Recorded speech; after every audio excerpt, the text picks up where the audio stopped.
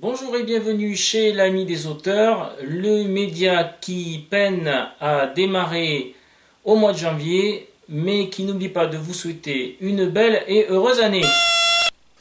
Mathilda Grace, que je reçois aujourd'hui, je te souhaite une belle et heureuse année 2020. Merci également à vous, à toi, pardon. Alors, Mathilda Grace, ou Mathilda Grace, donc on va dire.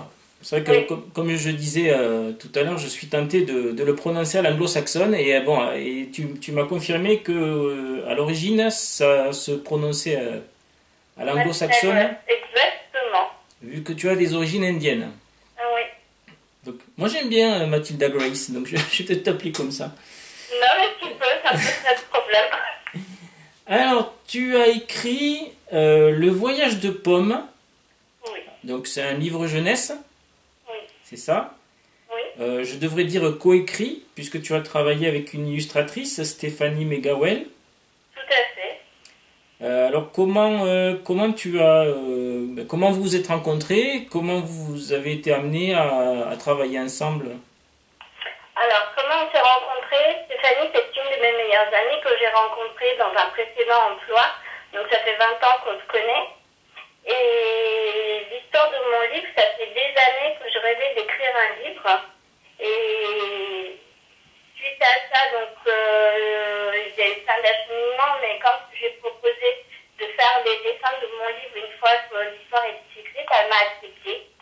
Elle a accepté de les faire et j'en suis très très contente. Et tu dis que ça faisait très longtemps que tu avais envie d'écrire un livre. Oui. Et pourquoi tu as attendu autant alors? Longtemps. Alors, j'ai attendu aussi longtemps parce que je ne pensais déjà pas l'écrire. Ça fait des années, effectivement, que j'avais ce rêve, mais il y a tellement de livres sur le marché, je me suis dit que ça allait jamais se vendre.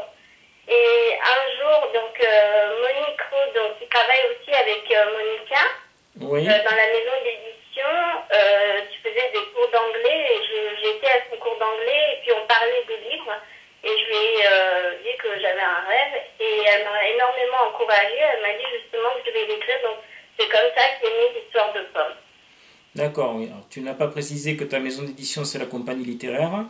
Ah oui, pardon, exact. Et Ouais. tu as donc cité Monique Euro, oui, qui travaille au sein de la compagnie littéraire. Est-ce que tu avais envie d'écrire un livre jeunesse ou est-ce que c'est venu un petit peu comme ça, en discutant? Est-ce que tu aurais aimé écrire autre chose? D'ailleurs, Non, peut-être. en fait, le livre jeunesse, oui, en fait, c'est mon rêve, c'était d'écrire un livre jeunesse. Après, j'ai voulu, mais je pense que ça arrivera avec le temps parce que j'aurais souhaité aussi faire une biographie romancée, mais qui arrivera un peu plus tard. Mais pour l'instant, je veux quand même continuer dans la jeunesse. J'ai d'autres livres qui sont en écrit, donc voilà.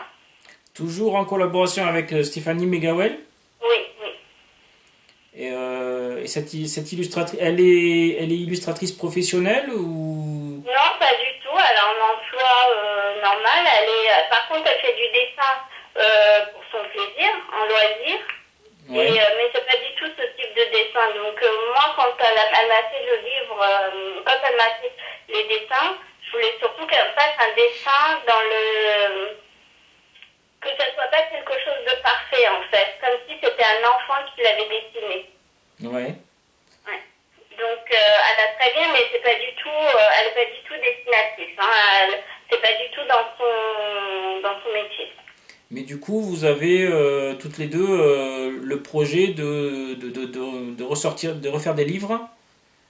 Alors j'ai de la chance parce qu'elle a accepté pour mes futurs livres. Alors oui, on peut dire ça comme ça. Ouais. D'accord. En reprenant les mêmes personnages, c'est-à-dire le personnage de Pomme. Non, non, pas du tout. Là, ce sera d'autres histoires. Ah non, Pomme, ça y est, c'est fini en fait.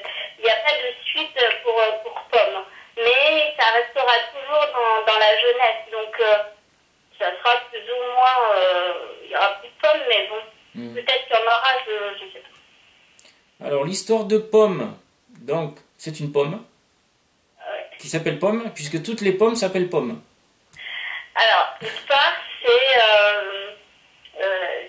un pommier, oui. enfin qui a des pommes, et puis la propriétaire un jour, en faisant le tour, parce que ce sont bien évidemment des pommes qui sont vendues, hein, elle Ouais. s'aperçoit que certaines pommes ne sont pas parfaites et elles ne sont pas assez belles pour être vendues. Donc il y en a trois, notamment sur ce pommier, qui ne vont pas être sélectionnés parmi les pommes mûres. Et la propriétaire va dire à son employé de les jeter ou de les donner aux animaux. Mhm. Et donc la maman des petites pommes, le pommier, elle va faire en sorte que ces trois petites pommes ne soient pas jetées, mais qu'elles aillent voir autre chose et qu'elles connaissent autre chose pour ne pas aller à la poubelle. Oui. Donc, Pomme ben, se sent rejetée un petit peu. Mais, Pomme se sent rejetée et surtout qu'elle ne comprend pas pourquoi sa maman lui demande de partir et de voyager, sachant que toutes ses autres sœurs sont présentes, en fait, elles sont toutes là. Mais elle va comprendre plus tard, au fur et à mesure de son voyage, parce que c'est un grand voyage qu'elle va faire. Elle va faire de différentes rencontres avec d'autres fruits et légumes, des animaux aussi, et jusqu'à ce qu'elle atterrisse chez quelqu'un d'autre où là, elle va s'épanouir et puis elle va retrouver une vie, et là, elle sera acceptée. Donc, en fait, c'est un livre qui préfère sur tout ce qui est le partage, la tolérance, le respect, la nature. Voilà, ça regroupe un peu tout ça. alors, elle démarre l'aventure aussi avec une amie qui s'appelle Clémentine. Oui. Voilà, je pense qu'il ne faut pas être devin pour comprendre que Clémentine est une Clémentine. Voilà. Et alors, est-ce que, ouais, donc ouais, tu as dit qu'il y avait un message, donc, ok, un petit peu d'ouverture aux autres. Mm. Très bien. Ok. Alors, comment vous avez travaillé avec Stéphanie? Tu lui as proposé le texte et elle l'a illustré. En discutant, elle t'avait montré des croquis. À partir de là, tu as inventé l'histoire. Comment ça s'est passé? Non, moi je lui ai juste demandé, quand le livre a été écrit, quand elle l'a lu, j'ai demandé si elle pouvait faire les dessins, donc elle a accepté. Et la seule chose que je lui ai demandé, c'est que je voulais que les personnages soient animés et et que ça soit pas fait, que les dessins ne soient pas parfaits, Ouais. pour qu'on ait le fait, pour que ça donne l'effet de dessin d'enfant. Mais après le reste, c'est ce qu'il a imaginé en lisant les textes. D'accord. Tu recommandes ce livre c'est vraiment pour les tout petits ou jusqu'à quel âge Alors, on a mis 6 ans, mais c'est un livre qui peut être... On a mis 6 ans parce que 6 ans, c'est l'âge à peu près où les enfants commencent à apprendre à lire en CP. Mais ça peut être lu avant. Il y a d'autres personnes qui l'ont pris pour des enfants plus jeunes. Ils l'auront lu en histoire pour le soir et ça passe très très bien. Donc je D'accord. pense qu'à partir de 3 ans, à partir du moment où on raconte l'histoire à l'enfant, ça passe très bien. Ouais. Tu travailles dans le domaine de la petite enfance ou pas du tout? Pas du tout. Je dis bien, je travaillais. Euh, Ah.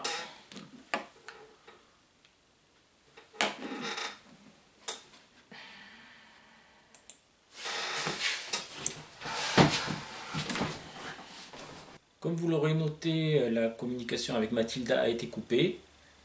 Donc, en guise de conclusion, je remercie tout d'abord Mathilda pour avoir accepté de répondre à cette petite interview.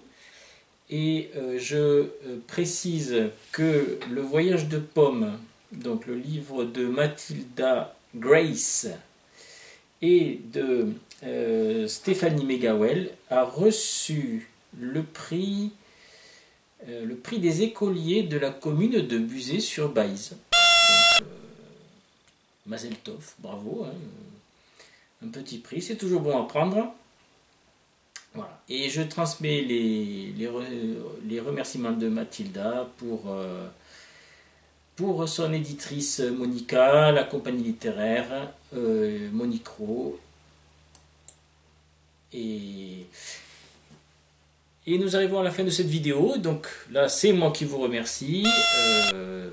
Continuez de suivre l'ami des auteurs qui va envoyer du lourd en 2020. C'est prévu. Donc, à très bientôt pour de nouvelles interviews. N'oubliez pas de liker les vidéos, de mettre des commentaires, c'est important pour le référencement. N'hésitez pas à vous abonner surtout. Et puis, à bientôt pour de prochaines aventures. Bye bye.